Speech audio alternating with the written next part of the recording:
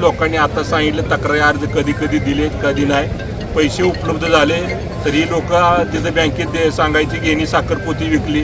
म्हणजे एक अर्ज गेला की त्याला 2 ते 3 महिने जवळजवळ म्हणजे सगळी चौकशी करायला जायचं आणि गेल्यानंतर पैसे सीझन चालू झाल्यानंतर पैसे उपलब्ध व्हायचे. आणि त्यामुळे कारखानदारी अडचणीत आलेले आहे. जिथनं कर्ज मंजूर केलं तिथंही काय ठराविक लोकांनी तक्रारी अर्ज ह्याच लोकांनी दिल्या. त्याच्यामुळे त्यांच्या सभासदांनी त्यांना त्यांची जागा दाखवलेली आहे. आज जवळजवळ 98% एक म्हणजे 4-5 लोकं सुटली तर जवळजवळ सगळ्या लोकांचं मत सहयोगी तत्त्वावर देण्यास काही हरकत नाही असा ठराव पास करायला मान्यता सभासदांनी दिली. पुढची प्रोसिजर कशी असणार? आता पुढची प्रोसिजर आपल्याला आज सहयोगी तत्त्वाचा ठराव झाल्यानंतर 1 महिना 2 महिन्यात आम्ही तो प्रस्ताव साखर आयुक्ताला सबमिट करू आणि साखर आयुक्ताला सबमिट केल्यानंतर साखर आयुक्तांची शिफारस घेऊन तो सरकार दरबारी प्रस्ताव जाईल.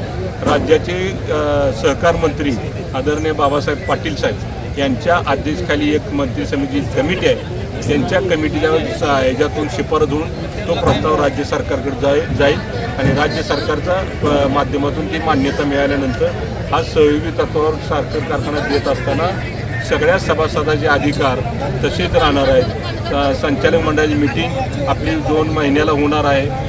कारखान्याचे चेअरमन हे संचालक मंडळाची मिटिंग घेणार आहे. सभासदांचा लवकर ऊस आणणार आहे आणि आलेल्या ऊसाला चांगला दर देण्याच्या माध्यमातून या सगळ्या गोष्टीचं नियोजन अतिशय योग्य पद्धतीने केलेलं आहे. 4 वर्षात 3-4 वर्षात त्या लोकांनी कायम तक्रारी दिलेली आहे आणि त्यात सत्य काहीच नाही हो. फक्त वाटोळ एवढं झालं की सभासदांचं संस्थेचं वाटोळ झाल्यामुळे सभासदांचं वाटोळ झालं, कारण क्रशिंग तेवढं आम्ही करू शकलो नाही आणि मग ही वेळ आमच्यासमोर आलेली आहे. त्यामुळं आम्हाला तो ठराव सगळ्याच्या मतानं आल्यानंतर तो ठराव आम्हाला मंजूर करावा लागेल. कायद्याचं काम किती वर्षासाठी वगैरे कसं आहे त्याची लॅबिलिटी सगळी बघितली जाते.